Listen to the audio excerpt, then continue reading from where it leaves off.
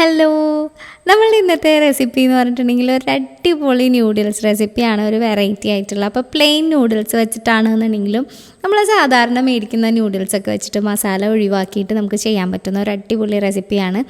അപ്പോൾ അതിന് വേണ്ടിയിട്ട് ഞാനിവിടെ ക്യാരറ്റ്, ക്യാബേജ്, ക്യാപ്സിക്കം അതുപോലെ തന്നെ പ്ലെയിൻ നൂഡിൽസൊക്കെ റെഡിയാക്കി വെച്ചിട്ടുണ്ട്. ഇനി നമുക്ക് ആദ്യം ഈ നൂഡിൽസ് ഒന്ന് വേവിച്ചെടുക്കണം. അതിന് വേണ്ടിയിട്ട് ആവശ്യത്തിന് വെള്ളം ഞാൻ തിളപ്പിച്ചെടുക്കുകയാണ്. അപ്പോൾ അതിലേക്ക് ആവശ്യത്തിന് ഉപ്പും അതുപോലെ ഒരു 1.5 ടീസ്പൂൺ അളവിൽ ഓയിലും കൂടെ ചേർത്ത് കൊടുത്തിട്ടുണ്ട്. അപ്പോൾ ഓയിൽ ചേർക്കണ വേറെ ഒന്നുമല്ല, നൂഡിൽസ് വെന്ത് വരുമ്പോൾ ഒരുപാട് സ്റ്റിക്കി ആയി പോകാതിരിക്കാൻ വേണ്ടിയിട്ടാണ്.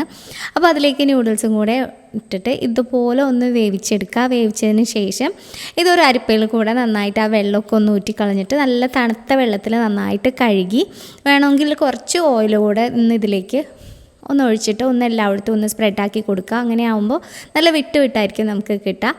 അപ്പോൾ നൂഡിൽസിനെയൊക്കെ ആ പാത്രത്തിൽ നിന്ന് ഒഴിവാക്കി അതിലേക്ക് വീണ്ടും ഞാൻ ഓയിൽ തന്നെ ചേർത്ത് കൊടുത്തിട്ടുണ്ട്. അപ്പോൾ ഓയിലൊക്കെ ഒന്ന് ചൂടായി വരുമ്പോൾ അതിലേക്ക് ഇഞ്ചി വെളുത്തുള്ളി നന്നായിട്ട് ചതച്ചത് 1 ടേബിൾ സ്പൂൺ ചേർത്ത് കൊടുക്കുകയാണ്. അപ്പോൾ അതൊക്കെ ഒന്ന് മൊരിഞ്ഞിട്ട് വരണം. എന്നിട്ടാണ് നമ്മളിതിലേക്ക് സവാള ചേർത്ത് കൊടുക്കുന്നത്. അപ്പോൾ ഞാനിവിടെ ഒരു ചെറിയ സവാള ഇതുപോലെ സ്ക്വയർ ക്യൂബ്സ് ആയിട്ട് കട്ട് ചെയ്തെടുത്തിട്ടുണ്ട്. അപ്പോൾ സവാളയൊക്കെ ഒന്ന് നന്നായിട്ടൊന്ന് വഴറ്റുക. ഒരു സവാള ഒന്ന് നന്നായിട്ട് മൊരിഞ്ഞൊന്നും പോകണ്ട, എന്നാലും നന്നായിട്ട് വഴഞ്ഞിട്ട് കിട്ടണം.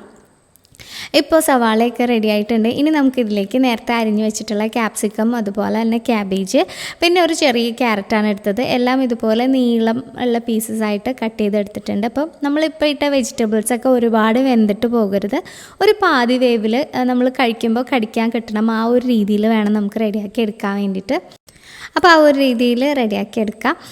ഇനി നമുക്കിതിലേക്ക് കുറച്ച് സോയാ സോസാണ് ചേർത്ത് കൊടുക്കുന്നത്. ഞാനിപ്പോൾ ഇവിടെ ഒരു 3/4 ടേബിൾ സ്പൂൺ അളവിൽ സോയാ സോസ് ചേർത്ത് കൊടുത്തിട്ടുണ്ട്. അതുപോലെ തന്നെ 1 ടേബിൾ സ്പൂൺ അളവിൽ ടൊമാറ്റോ കെച്ചപ്പും അതുപോലെ തന്നെ ചില്ലി സോസും കൂടെ ചേർത്ത് കൊടുക്കുന്നുണ്ട്. അപ്പോൾ ചില്ലി സോസ് ഒരു 1/2 ടേബിൾ സ്പൂണൊക്കെ മതിയാവും. അപ്പോൾ ഇത്രയും സോസൊക്കെ ഒന്ന് ചേർത്തിട്ട് ഒരുപാട് നേരം വഴറ്റിയെടുക്കണ്ട.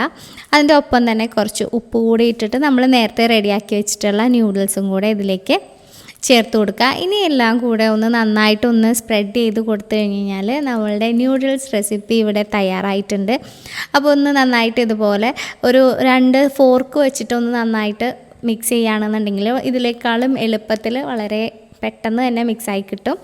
അപ്പോൾ ഇതുപോലെ ഞാൻ നന്നായിട്ടൊക്കെ ഒന്ന് മിക്സ് ചെയ്ത് വെച്ചിട്ടുണ്ട്. ഇനി നമുക്കൊരു അവസാന പടിയാണ്, ഒരു ചെറിയൊരു ഫ്ലേവറിന് വേണ്ടിയിട്ട് മാത്രം കുറച്ച് മല്ലിയില കൂടി ചേർത്ത് കൊടുക്കുകയാണ്. അപ്പോൾ ഇത്രയേ ഉള്ളൂ. വളരെ ടേസ്റ്റി ആയിട്ടുള്ള ന്യൂഡിൽസ് റെസിപ്പി തയ്യാറായിട്ടുണ്ട്. അപ്പോൾ കുട്ടികൾക്കാണെന്നുണ്ടെങ്കിൽ വൈകുന്നേരങ്ങളിലൊക്കെ പെട്ടെന്ന് ചെയ്ത് കൊടുക്കാൻ പറ്റുന്ന ഒരു അടിപൊളി റെസിപ്പിയാണ്. അപ്പോൾ ഇതുവരെ ട്രൈ ചെയ്യാത്തവരുണ്ടെന്നുണ്ടെങ്കിൽ തീർച്ചയായിട്ടും ഒന്ന് ട്രൈ ചെയ്ത് നോക്കുക.